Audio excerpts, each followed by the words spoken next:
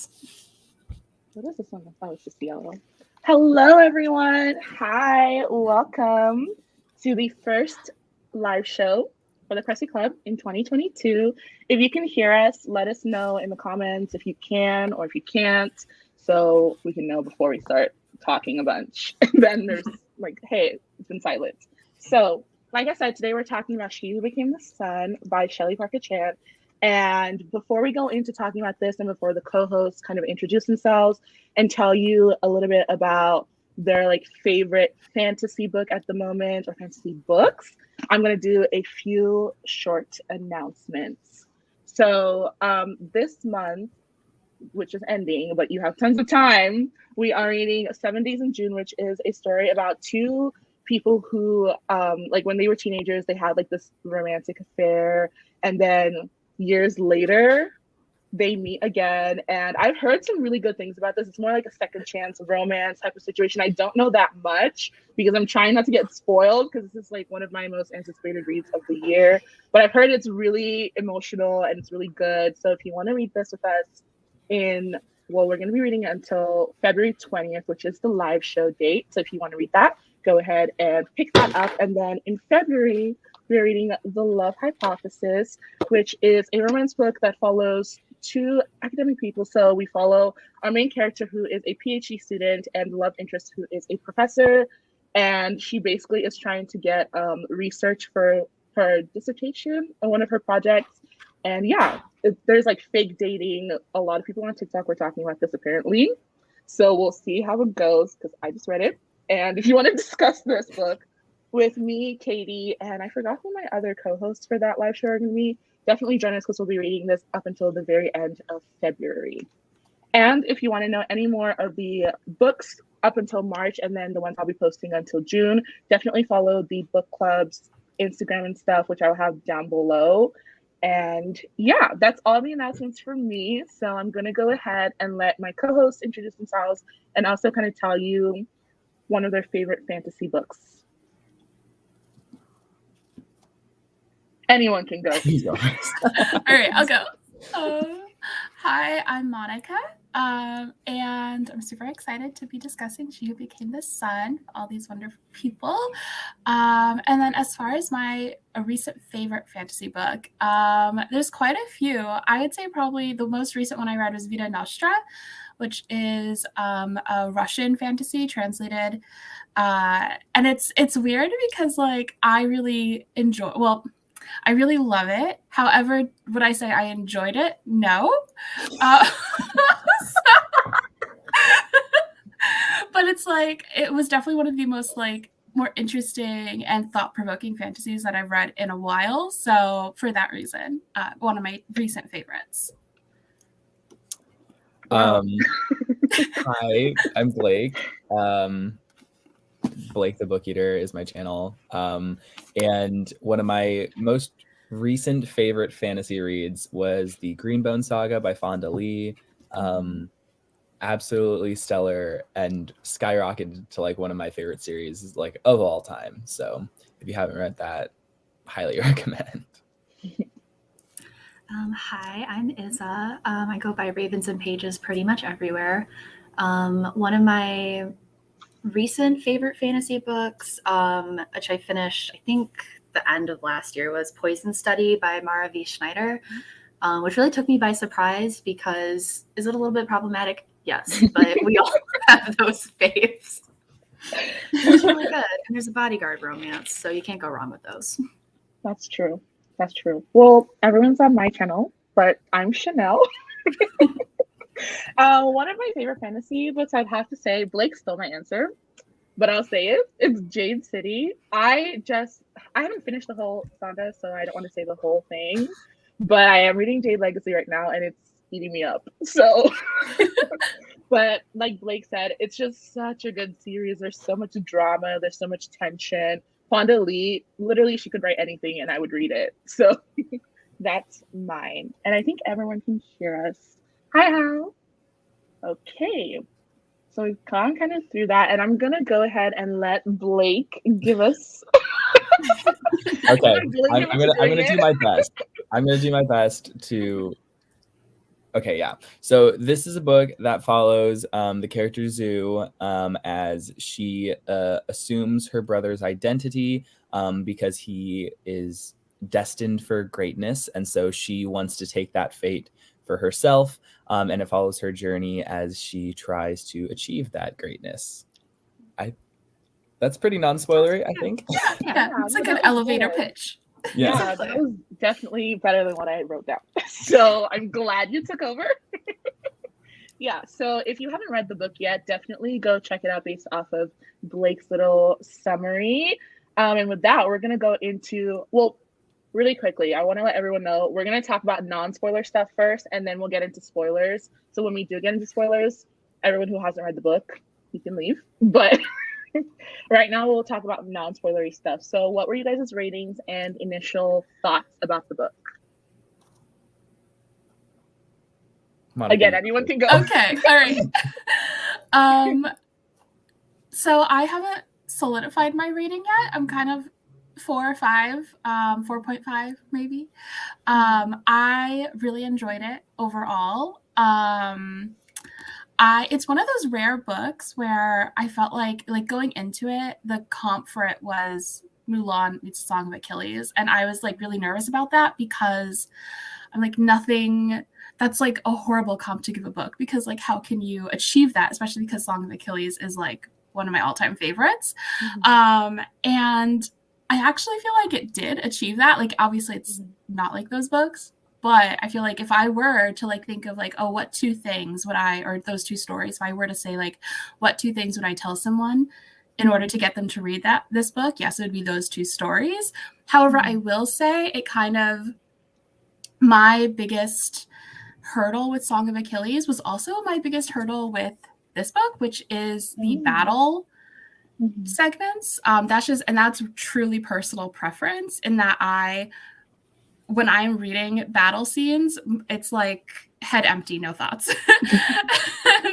I like cannot really, I tend to like zone out a lot. And so I felt like I had that happen in this book a few times. However, outside of that, I loved the characters and I loved the story, and I just felt like the actual like writing and the where everything went was just unlike really anything I've read in recent memory. So yeah, those are my overall thoughts on the story.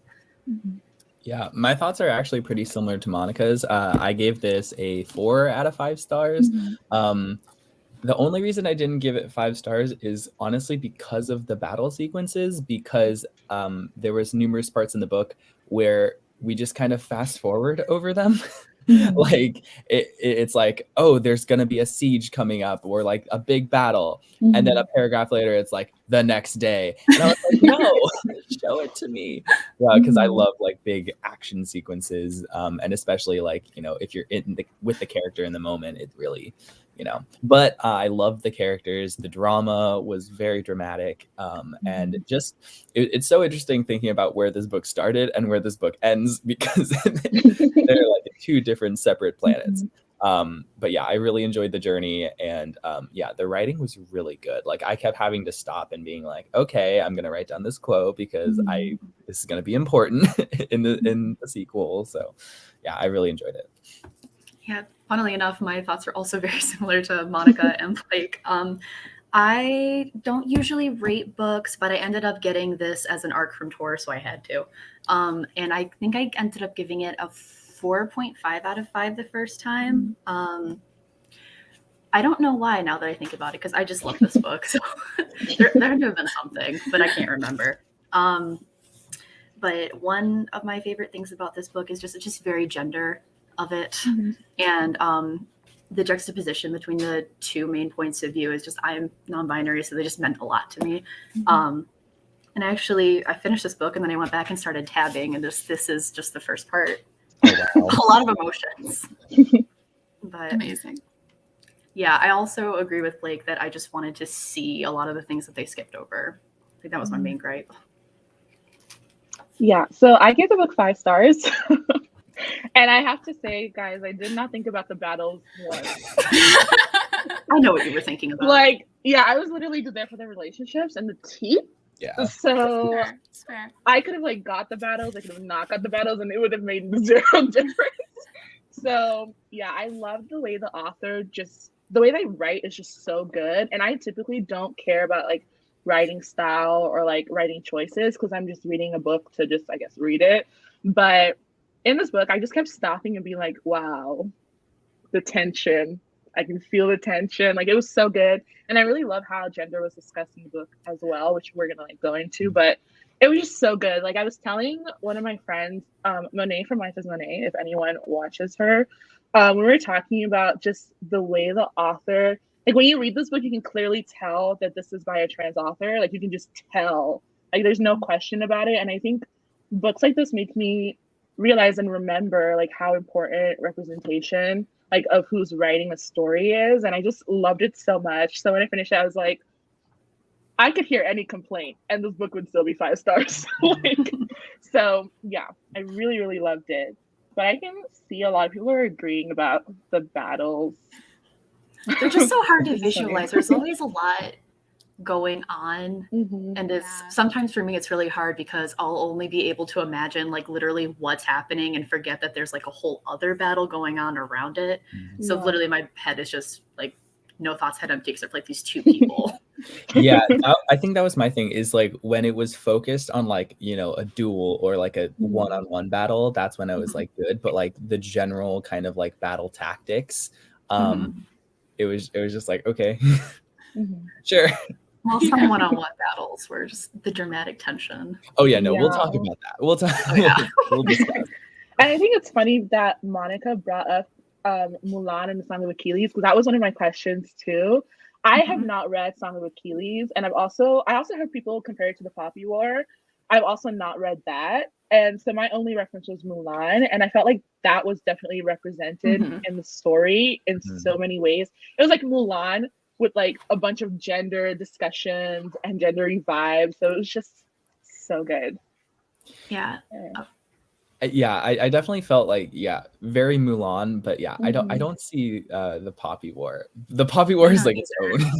Yeah, because isn't the Poppy War like super, super dark? So when I was reading this, I was like, I had to take multiple breaks reading that book. I think maybe the like ruthless main character, but I mean, I guess just later interesting choices could measure up to that. But yeah, but like oh, sorry, go ahead, Monica. I feel like with the Poppy War, like I can't even really think of like how they'd be particularly comparable outside of the fact that they're Asian stories. Yeah, I think that's it. Like Asian fantasy. So literally, because I've people seen get lazy with their comps. Yeah, I've seen people post like pictures of the Poppy War, different pages and stuff, and every time I see it, I'm so afraid. You should be. No, I'm literally terrified. And so when I was reading this, I was like, I'm giggling over here. So how is this the Poppy War? Yeah. Well, it was really funny because I think in the Poppy War, you have unlikable characters doing unlikable things. But the thing with like Zoo, when they were like making decisions that weren't necessarily the morally best, I was still like, yes, go. Yeah. Like I was rooting so hard. Not even like, it was just so fascinating, especially like the theme of like fate and destiny. And it was almost like, I am not in control. I'm just following like what heaven wants me to do. And like that belief was like just so interesting to read about, because I don't think I've ever read a character like that. Yeah. Hello, Sophie, and I see Ace is here. Okay, I saw this comment, and I know we were talking about the author's writing style, and it's funny because usually when I read books with a bunch of description, I get so bored. I'm like, do we need to know about this tree right here? Like, do we need this? But I felt like with this book, I wanted more descriptions. I was like, you can keep talking. So I don't know. Did you guys kind of feel the same? Like there were enough descriptions, or outside of the battle scenes? I could always use more description. I love a verbose writing style. But I thought it was good. As far as like the amount of descriptions, like, yeah, I don't think that was like a key like issue that I had with it at any point outside of the battles. That's good. That's good. Okay, so I gave it 3 stars. I love the writing and the relationships, but I think yeah, that was something that scared me with this book because Same. like after I picked it as a book club pick, I just started avoiding everything people were saying because I was like, I'm gonna expect too much and I'm gonna be let down, and I guess that worked in my favor. So Yeah, I'm so sorry. this book had some pretty ambitious comp titles. Yeah, And I think let some people down, but Yeah. I think for me, part of what helped is that having seen the recent Mulan film, this book like surpassed. Like this book kind of gave me everything that I. the bar is in hell for Like, that. it's really- so like the bar was so low that like this gave me everything that I really wanted from that film, especially like in terms of like just like queer representation and like things that felt hinted at in the film, but like I don't know. So I think that helped. The fact that that was my most recent viewing of Mulan was that like atrocity. So I was like, this is like that, but so much better. Yeah, well, it's funny because usually when I read books, like a book will always just start out as a 3-star, and then like as I read it, it either goes up or goes down. And That's like so funny. for like most of this book, it was like a 3-star for me, and it wasn't until towards the end that I was like, oh my god, I'm so invested in these characters and their relationships. I was like, I'm obsessed with this. Yeah, I guess when you're at 0, it can only get better. So I'm very happy for you, Monica.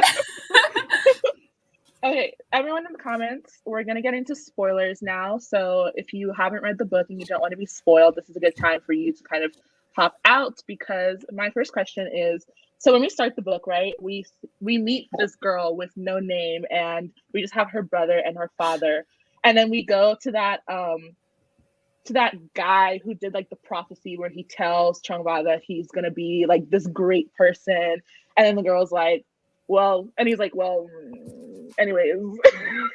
So what did you guys think about her family, like her dad and her brother? What were your reactions to those 2 characters? Anybody? I don't know. It was really interesting because I wasn't sure going in how much this book was gonna lean into the fantasy aspects of it, because like the vibe was more of a historical, but then like this book kind of leaned very heavily into fantasy elements in ways that I like wasn't kind of expecting.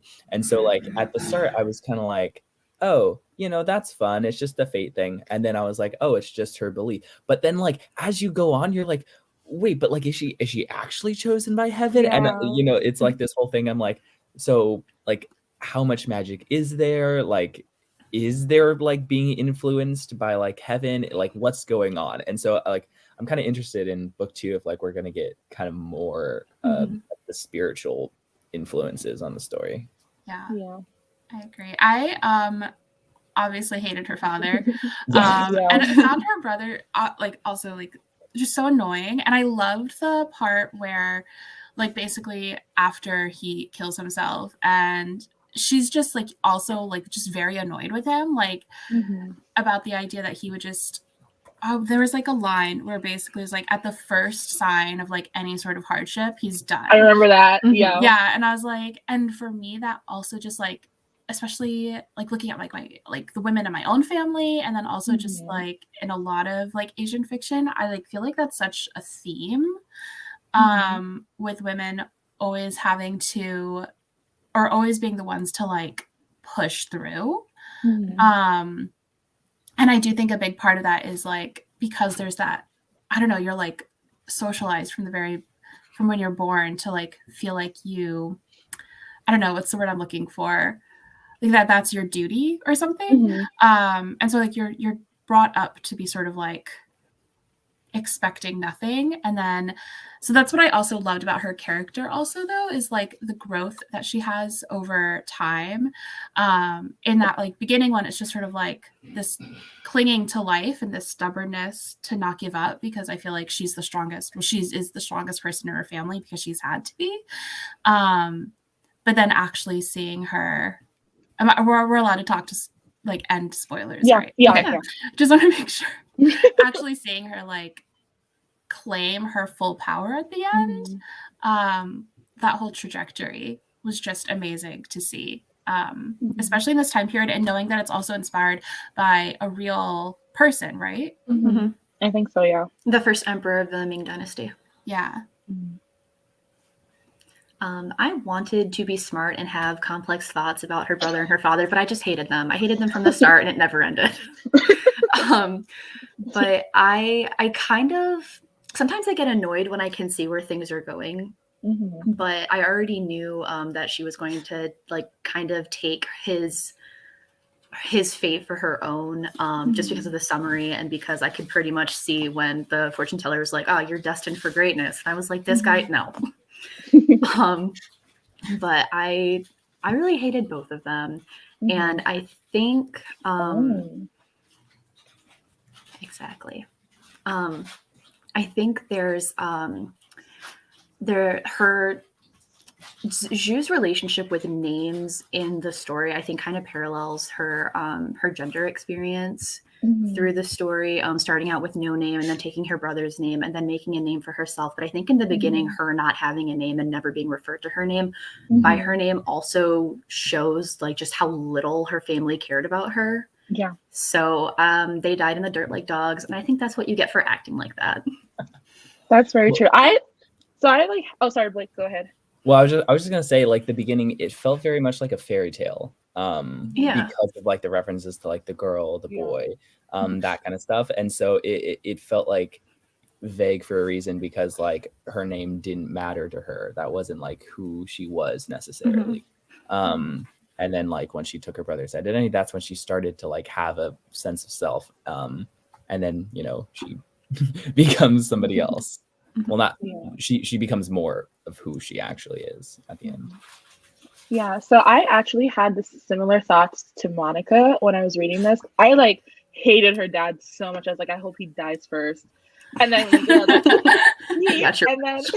no, literally. And then with her brother, even though I really, really disliked him, he definitely reminded me of like, like especially in POC families when they have a bunch of girls and there's like one boy, he gets away with anything. Like he could do anything and he would get away with it. And so realizing that when he had that one hardship, he was like, actually, I don't want to be here. I was like, wow, unbelievable.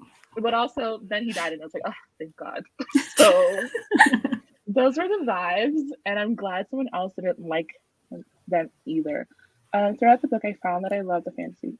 Yeah. We'll probably talk about... Have you read Iron Widow? There you go. I was like, we'll probably talk about this as well, because that's something I didn't even realize I liked until this book, because I had very recently read a fantasy that was a historical fiction as well, and it was disappointing. So... Which one? These are the delights. Same. Girl, I was reading that and I was like, ugh. And then I tried reading the second book and I literally DNF'd it on page 5. I was like, I can't. It was a rough one. I couldn't make it through. I was like, I wanted this to be so much. And it wasn't. Yeah, It just Same wasn't page. what I wanted. Right. Because when I first started it, I was like, okay. And then I finished it the first time and I was like, okay, 3 stars. Like, I see where this is going. I really love the writing. But, So, glad to know this is something I enjoy.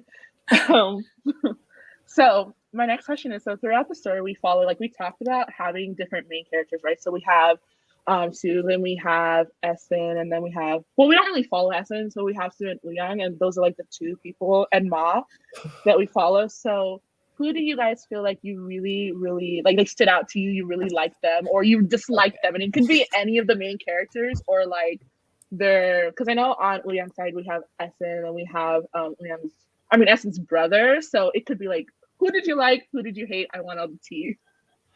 Ouyang was my favorite character. He was just so, oh my God, like his internal conflict, and then like his desires and his wants being like forced down and pushed to the side by like Essen. The thing that hurt so much about Essen is that Essen didn't even realize that part of him existed. Yes. That like hurt was just so raw and so real, and like oh my God, the tension between Essen and Ouyang was just, like, okay, I liked Zhu and Ma, but it felt almost kind of like by the numbers, like, okay. Whereas like there was so much angst and like yearning and desire. Like, okay, the fisting scene. I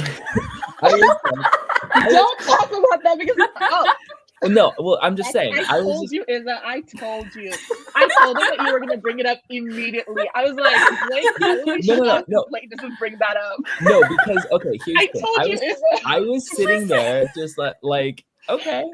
But there You just said okay about that? Hold on.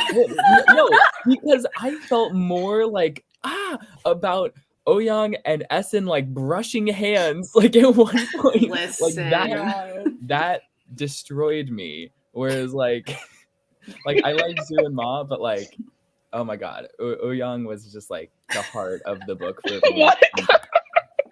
No, honestly, before we talk about that, I just want to say that Zhu and Ma kind of reminded me of like, you know, when you read YA romance and you know exactly how the story's gonna go, but you're like still enjoying it, but you know that like these characters are gonna be like, oh, like we're in love, whatever. Like there's gonna be a point where that happens. But like Ouyang and Essen, I was on my toes. I was like, oh my god, will it or won't it the entire time? So yeah. I agree. I do think that in book 2, we're gonna see a lot more difficulties with Zhu and Ma. Just like because of their differences there. And I love Ma as a character because I feel like she is such a stark contrast to like everybody else. And in the sense that like, because Essen had that sort of naivety, but like he had it because he was like super coddled and never had to like face any sort of hardship. Whereas like Ma had it despite all of that. And like, so I loved her strength as a character in that way. And how like she held on to that. And I am intrigued to see like just how her character develops over the next book. But I completely agree. Ouyang and like just all of that. That was just like devastating, and that whole ending, like, you know, it's coming. Blake, like, stop. Why would you do this? I'm sorry, Monica. I saw it and I started crying. Sorry, Monica. Yeah. No, I love the comps to Song of Achilles, but Patroclus could literally never. The end of that fucked me up so bad. No, honestly, okay. Wait, I don't think you've said your favorites yet, so go ahead. Listen, Ouyang, also my favorite. I love his internal struggle and his the tension between him and Essen meant so much to me. However, my other favorite character is also Zhu Da. I loved him. Absolutely loved him. And do you want to know what? He fucking lived, which never happens to me. Literally never. So I was really excited about that. Oh, yeah. Literally every single character that Izza likes dies. So I was like, it's bad. It's really bad. There's a whole other book. Well. Oh my God. You're right. You are right. That's my prediction for book 2. Suffering. You were happy for like half a minute, Izza. Can't be sad all the time. But I really loved in the beginning, especially like some of my favorite developments for Zhu actually do happen in the beginning. Like when Zhu says that it doesn't matter what you have under your robes, you're still my brother. Like that. Yes, I highlighted that and I was sobbing. I was like, no way. It's nice to hear, you know. And then also that there's this one quote where Zhu was talking about how when you come to the monastery, you're supposed to leave all earthly attachments behind, but it had taken her coming to the monastery to like find out what a family was, and that just hurts so bad. Yeah. But yeah, I absolutely loved him. Also, sorry, one more gripe that I had is I wanted to see the scene where the monastery burned down. Like, yes, oh yeah, absolutely. I wanted that. Started How did charging in, and it's like, oh shit. And then we just like move on. I was like, no, I want to see Zhu like fighting for her life and like people dying. Like I wanted that. I'm sorry. Yeah, because I was confused for a little bit. I was like, wait, so did everyone die? And then not everybody died. So I was like, I really wish we had gotten to see what had transpired during this. I will also say that my other favorite character, I loved Essen's brother. Yes, Yes. I I loved him. felt for him so much because he was like the only smart person. Literally. He tried so hard to like keep that kingdom afloat and just was so unappreciated. And I just like, I felt for him so much. I really liked the kind of implied connection between him and Ouyang, because it's like calls to like they both don't fit the traditionally masculine thing, and then like the ways that Ouyang like used that to like dig at Baozhang, like when he was like, oh, if you were a soldier maybe you would have been strong enough to save your father, like shit like that. Their interactions were great. My favorite characters were Ouyang and Ma. I really loved Ma's character because I thought she was a very interesting representation of like what women were probably kind of experiencing at that time. And I just really loved, like Monica said, she's such a strong character. And I felt like she was one of the most outstanding characters like in the entire book, because you could just tell like what type of person she was just from like reading her scenes. And I just loved seeing things from like her perspective, and I was like, I love you so much. And then I also liked Ouyang because I love petty people in books. Like he's just so petty. Like, and also I was reading it, I was like, he is literally so bitter, and I'm eating it up. Like eating up every second. To be, so I mean, he did. Yeah, I really liked Ma too. Like especially like I liked how she had all these desires and things like that, but it wasn't until that Zhu like noticed her that she was like, this is the first time that anybody has like noticed me outside of my, you know, role and expectation as a woman. And then like and she's like, how can you like know me like as a man? And then like when Zhu like revealed herself, it was like, oh, that's why you get me. And then I also think that like I'm so excited to see their relationship in the sequel, specifically because of the fact that Zhu killed the prince, the child, child. And then like Ma like was so against that, but then at the end she chooses to stand by Zhu's side anyway, and like pledges herself to be with her. So I'm just really excited to see where that relationship is going to go, because I feel like there's a lot more tension now, whereas like it was kind of smooth sailing for a little bit. It's like not that way anymore, because although Ma like is kind of like with Zhu and wants to see her become emperor of the world basically, she's also going to challenge her a lot more, I feel, in the second book. This comment is so interesting because, guys, there was a scene where Ma was like begging Shu to watch over a little Guo, and she like grabs her hand. I was like, oh no, I'm going to bed. I literally read that and I had to go to bed because I was like, no, I'm not okay. And like, you know how, I don't know if you guys know that one thing people always talk about from Pride and Prejudice with the hand flexing, whatever. I never understood what people were talking about until I read that. And I was like, wait a minute, I'm unwell. Yeah. I just like love their energy together too, because I felt like Zhu got to be playful in those moments. And like I loved that. Yeah. And you know, we did witness like Zhu becoming more comfortable in her body, especially like after she got her hand cut off. The laugh. But like, yeah, because like Ma was like tending to her, she was able to be a little bit like, I think there's like a couple lines where she's like, I feel more comfortable like in my body, like I'm not trying to hide my breasts, like they're like more of a part of me. And Ma noticed that too, which I thought was cool. Yeah. What do you guys think about this comment? Because I don't know that I got that vibe at all while I was reading it, but I'm not. Yeah, I don't think I got that vibe. It's one of those things where it's really hard to say because, I mean, Zhu could just be sapphic and was like never around women at all. Yeah. So, and it's not like she had like a lot of opportunities living in the monastery growing up to kind of go through that. And she meets Ma like pretty soon after. Yeah. So there's not like a whole lot of basis for comparison, I guess. Yeah. That's as someone who's on both of the spectrums anyway.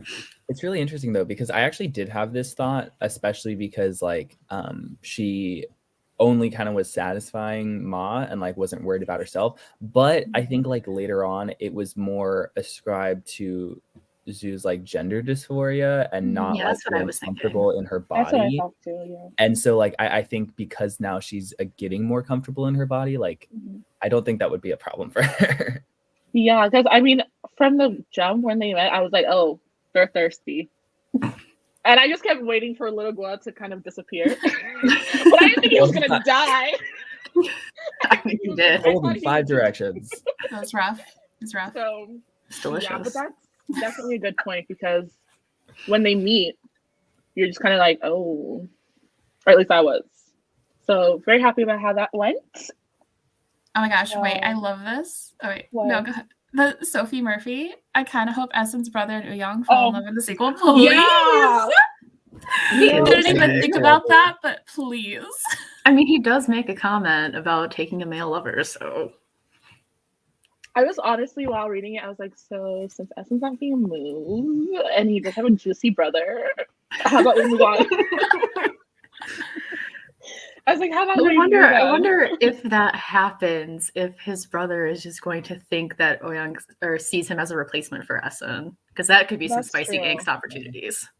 It's really interesting though, because I actually don't want that to happen, because a part of the of what I liked about Bajing is like he was the kind of trope of like a feminine man, and like people were ascribing to him like queerness, and he was like, no, I'm not that. Like I think there was like a line where he was like I don't desire the same things as you, and he was like kind of like digging at Oyang at the same time. But like I think also it's just like really interesting because it's like an exploration of masculinity that isn't often seen in like historical fantasy books or like historical books in general, where it's like you have like a traditionally feminine or like a man who doesn't ascribe to like the traditional masculine nature of that era, but then actually be straight. Because like I feel like, I mean, this is a whole other topic, but I feel like there is like low-key a fetishization of like queer men, especially MLM men, in like recent books. That's a whole topic. But yeah, I think for me, I think his character would be interesting if he was actually just straight. But you know, who knows? I'll read anything. Me. If it's angsty, I'm here for it. I'm here to suffer. Same. It's so interesting because I feel like all of these characters are shown, like their gender is discussed in so many different ways. And so like I think it'd be cool if we talk about that, because everybody who talks about this book, whether they hate it or they love it, everyone's like the gender vibes. So I kind of want to hear from you guys what you thought about all the different ways that gender was discussed between all different characters. You can just pick one or whatever.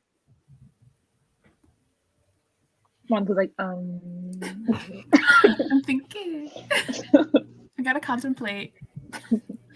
I mean, I could literally write an essay about the use of gender in this book. Like, it's just so rich because there's so many different characters that have different facets of like gender expression. I mean, you have Zhu, who, you know, is like feminine, but like she is kind of non-binary. It's interesting because this isn't like a historical fantasy, like they don't have like our words for like, what they are. So it's hard to like ascribe labels to the characters, and I actually kind of like that because it creates this kind of vagueness where you know that gender is being discussed in like and examined in a really interesting way, but you can't like put it into a box. And I think that Shelley Parker-Chan actually did a really good job about that, because, you know, like as varied as the gender spectrum is, I feel like a lot of the times people still want to have a box to put people in, even if that doesn't fit the normal binary. And so by having these characters who are just kind of like different and like they cause you to examine your own gender biases and like what boxes you're trying to put the characters in, you know what I mean? Yeah. I definitely think that's interesting because this morning I went on Goodreads to see like what the rating for the book was, because I literally have been avoiding everything. I was like, I don't even have a Goodreads. Why am I here? But the comments were juicy. Really? So juicy. No, literally. And I thought one of the interesting things was a lot of people being like, okay, so what is she use pronouns? What's going on here?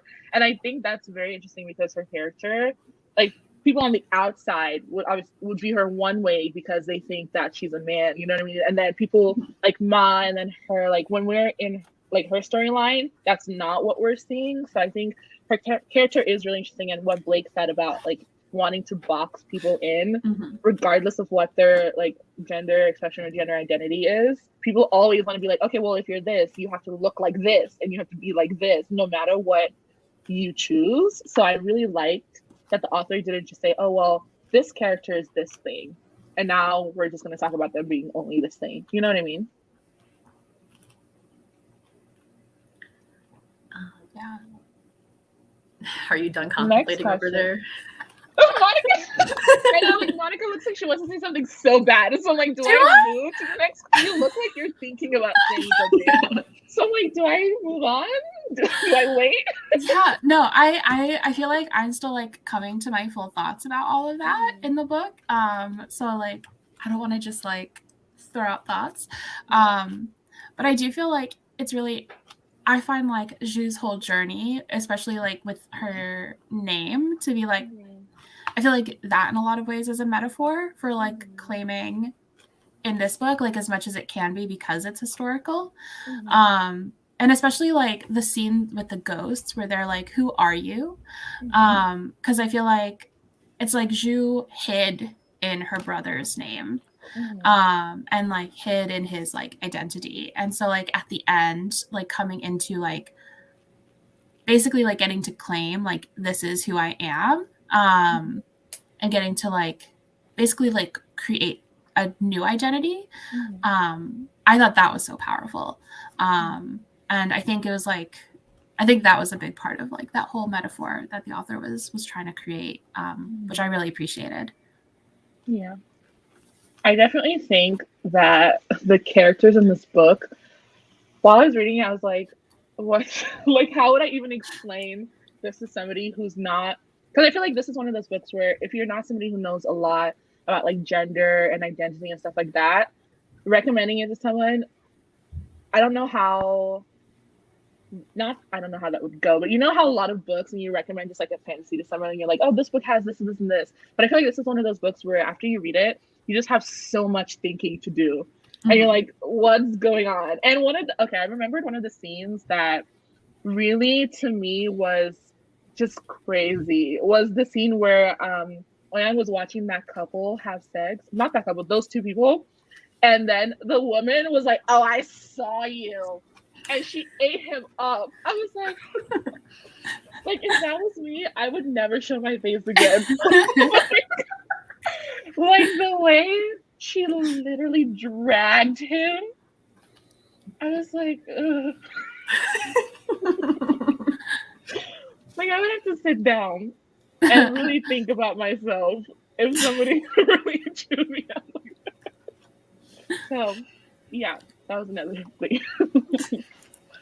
So my next question is, one of the characters that I felt was surprisingly interesting, which I think Monica brought up earlier, was Essen's brother. And I thought like his relationship within the family was very interesting because on Shu's side, like we have like she had like a family situation where her brother and dad sucked, and then she found people through the monastery and things like that. But on Oyang's side, he's kind of part of a family, not really. And then we have like the brother. I mean, we have Essen, and then we have the brother who's also kind of part of the family, but not really. So what did you guys think about his character in specific? Especially, I know one of you guys said that he was like really, really smart, but nobody appreciated that. So what do you kind of, going into a little bit of prediction, what do you kind of want to see from his character next? I think it would be really interesting if he found his way over to Chen and like Chen and Bao Zhang. Like, I think if they teamed up, that would be not good for sure. Because they're both like really cunning in like different ways. And yeah, that would cause a lot of problems. I agree, that would be interesting, but I really hope it doesn't happen because I just want like good things. I loved the scene It was horrible, but like when he framed Alton, that was wild. And I loved Uyang like laughing about it. Mm-hmm. Like, I think we all laughed I just about like it. loved those like It was funny. He was that very like petty petty. moment. Yeah. Mm-hmm. I was glad he got like a little bit of his revenge. Although like Yeah. unfortunate, I like didn't want to feel happy like about Alton getting expelled, but that was funny.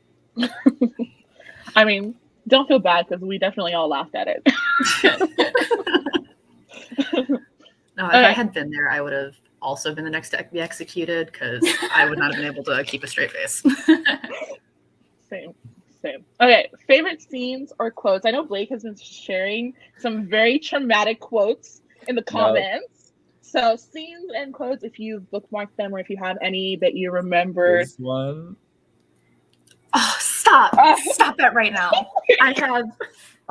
Tears. Like when that happened, because he was like, I have to do this for my people and for my revenge and for my family, but you're somebody that I love, but I have to kill you. An entire I was deceased on the when floor. Essen didn't fight him and literally walked into his sword, It was awful. I hated it. I loved it, but I hated it. No, but on that same page, when he says all Oyang's life he believed he was suffering, but in that instant he knew the truth that every past moment had been a candle flame compared to this blaze of pain. Oh, I'm out. I'm done. The writing is just so juicy and painful. Then there was another scene where Zhu and Ma, I think it was their first like night together or something, and it says, for a moment she saw the two of them as heaven might, two briefly embodied human spirits brushing together for a moment during the long dark journey of their life and death and life again. Wow, you have so many good ones. Those are good ones. There was just so many. There was too many good ones. I could have highlighted like, the whole book. I loved the moment when Zhu and Oyang, after they had like interacted, I loved them like finally getting into interact, first of all, like outside of them just being like antagonists to each other. But when Zhu like recognizes the spirits, because like for a while I just thought like, oh, it's all the people that he had like killed. And then you realize that it's like all the people that he is carrying with him, which just like made just everything about him more devastating. Because you realize the burden that he has like been carrying his whole life, which I was just like, my child. Well, I loved every single romantic scene with Zhu and Ma. I was eating it up. I was like, oh, let me go back and reread this so I can feel something. So that's all I'll say. Oh, I also liked, I can't remember exactly what was happening, but there's a scene with Oyang where it was like with the horse or something, and they were talking about him getting that horse. I cannot remember what was going on, but I remember reading that scene and I was like, what's going on? Like, it just made me like sad for him, because whenever Essen was there and he was just clearly nervous and like just clearly like, I don't know if this person values me because of what I do for them or they value me as a person. And I feel like that's what hurts the most about his character, is like the obvious, like he doesn't know if he's valued for what he does or like for himself. And then for him to then have that conversation with Essen where he was like, you don't really see me. Oh, miserable. Miserable. It was a time. It's really interesting to me that this book or this series is only going to be a duology. Like I'm kind of scared to read the second book, because if it's only a duology, that means so much is going to happen in that book. Yeah, I feel like usually with duologies lately, I've been like, this could be one book.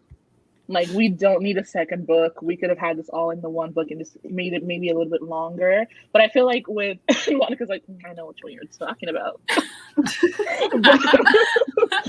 But She Who Became the Sun, I felt like this could even be a trilogy. Like, I don't want to go through that in one book. Like, how about we space it out?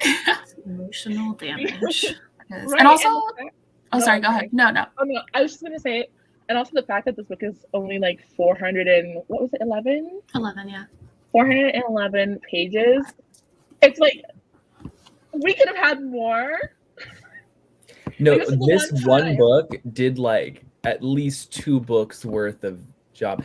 And it was somebody was telling me that apparently this book was a lot longer, and the editor like forced them to cut it down. So there are deleted scenes out there somewhere. Oh no. I don't know what they are, but I want to read them. Yeah, I think that's like my one thing is I kind of did want it to be a bit more, to have like a bit more from it, or to have it be a bit longer, because like there were times in the book where I'm like, it just felt like so much happened. Like there's just, you got through like so much like plot. There'd be times when I'm like, wait, how did we get here? Like we were here like a minute ago, and now things are completely different. No, there was a couple times when like I literally had to turn back a couple pages and be like, what? Specifically, there's one I was so confused. It was when her like regiment got sick, and then she was like, oh, the ghost. I was like, wait, what? And then I was like, oh, she put the ghost food in the but that went over my head. I was like, we are last year. I also had that exact section. I had to go back to be like, why is everyone ill? Yeah. I just, like, I kept reading this and I kept being like, I want more. I want this to be longer. And that never happens. I'm always like, I want this to be shorter. I want this to be one book. And I'm like, maybe we should have a trilogy, I think. Let's extend. Let's do more. That's growth. Yeah.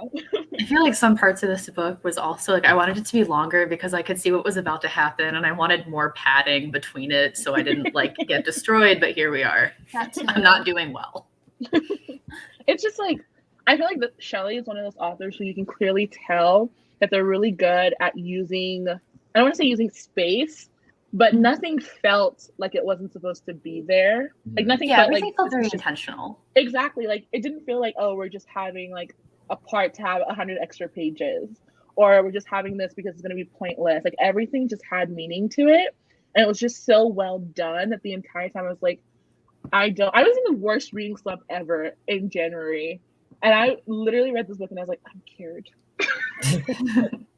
Yeah, I mean, there's even that section in the beginning, like in the monastery. I think, that's the one section that people might think is slow. I didn't think it was slow at all. Like all the character interactions, building her up, and like she was learning, and like all that. That stuff was so interesting to me. There was not a wasted moment. Yeah. That was actually where I liked Zhu's storyline the most, was like the beginning into the monastery.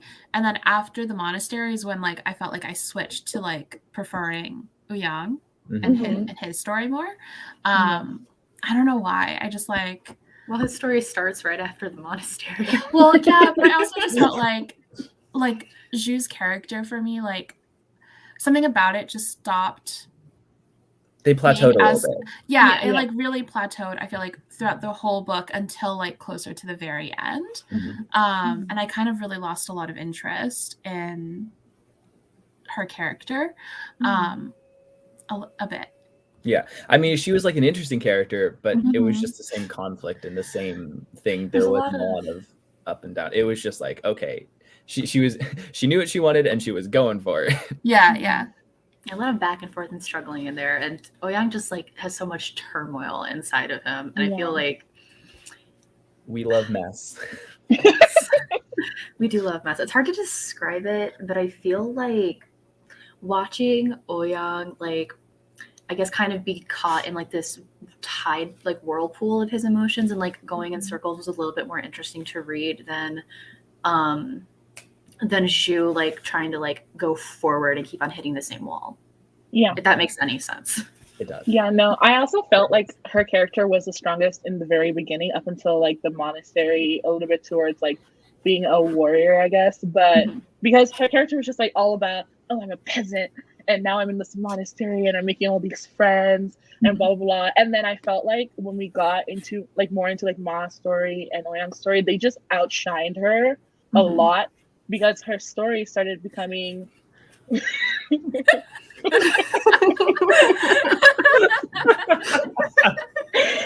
not Euphoria High.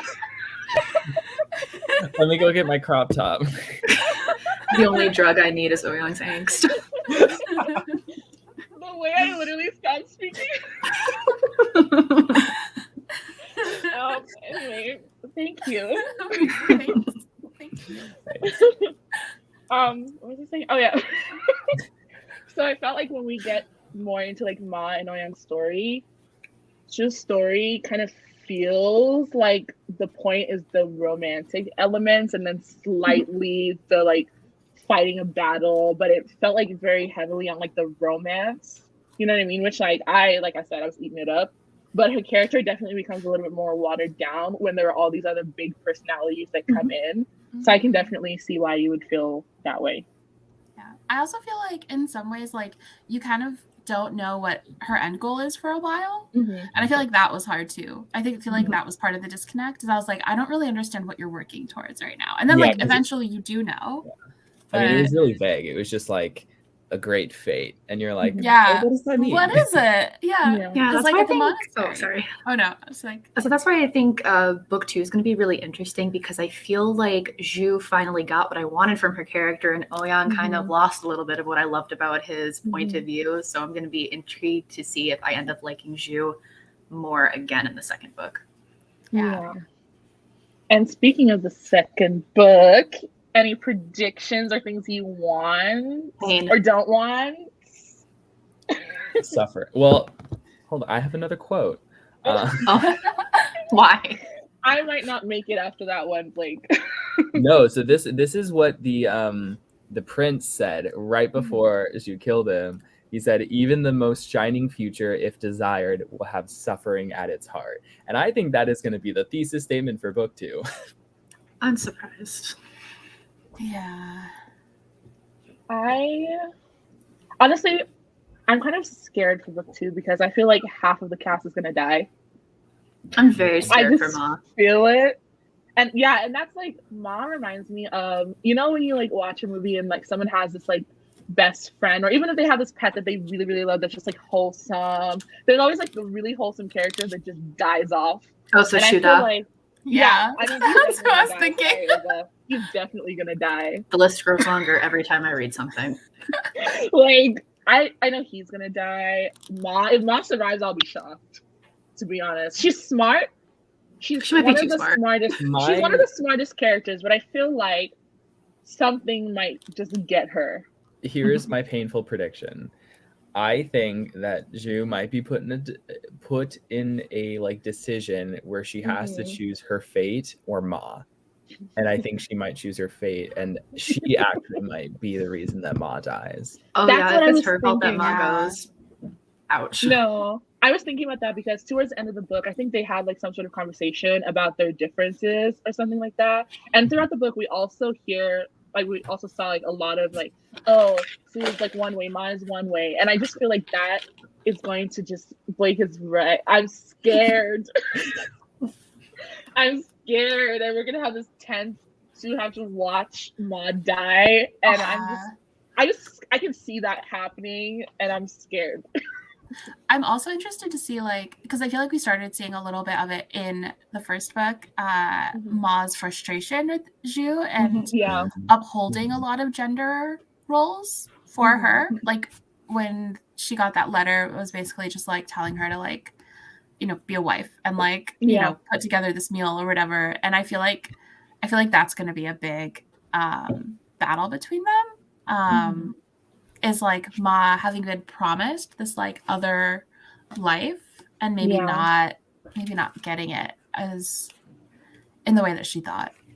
Yeah, I also think that's going to happen because outwardly they just look like a straight couple to the people who think that Zhu's a man. So they're gonna be like, okay, but why is she not cleaning? Why is she not doing this? And I feel like there's going to be this tense, like, well, I have to follow this fate, so you have to do this thing. And Ma's going to be like, that's not what you told me was going to happen. So Yeah, or why aren't you having children? That's the thing I'm interested to see. yeah, oh, because that's a good point.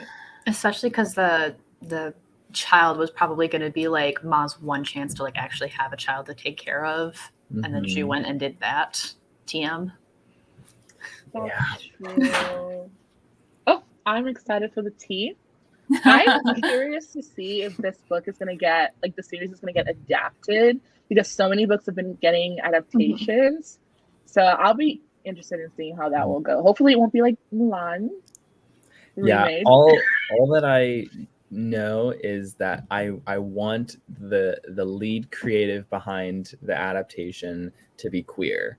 And like because hopefully to me, trans, because exactly. I feel like it'd be really hard to do a faithful adaptation if you like personally don't know. Yeah. Shelley should just write it and be there for every single moment. Yeah, that's what I want. Yeah, I want written and Shelley directed by everything. Like, I want the Reese Witherspoon effect. Like, be there for every moment, even be in it. Like, do the whole Lee Bardugo cast member shaking hands. Like, I just think that this is something that's either, if it does get an adaptation, it's either going to be fantastic, or everybody's just going to be sad. Pretend it didn't happen. Yeah. So we're nearing the end of the live show. So do you guys have any final thoughts, or anything you want to kind of promote that you're doing? I know Blake has a book club, and so does Monica. Oh yeah, I do. Monica! Oh! I'm like, why haven't I been seeing any posts from the society? We've been posting recently. We're back. Yeah, my book club, we're reading Persuasion by Jane Austen for February. So that'll be really fun, because I've never read a Jane Austen book before. Oh my gosh, So, that's fun to start with. Yeah. So yeah, that's what my club is doing. Fun. Okay. Anybody else? We are currently reading The Bear and the Nightingale for Magical Girl Society. Ooh. Which I have to reread. I have like a day to reread. I have read it before, so it's fine. But yeah, we're currently reading that, and we have a Discord. It's a fun time. Feel free to hop on over. And other than that, I love this book, Justice for Ouyang. That's if somehow you made it to the end of the live show and you still haven't read this book, do it. Yeah. You need to just pick it up, get it from your library, get it wherever you need to get it, and read it. But that's pretty much the end of our live show. Again, we'll be reading these two books. The live show for this is February 20th at 5 p.m. EST, and then we don't have a live show date for this yet.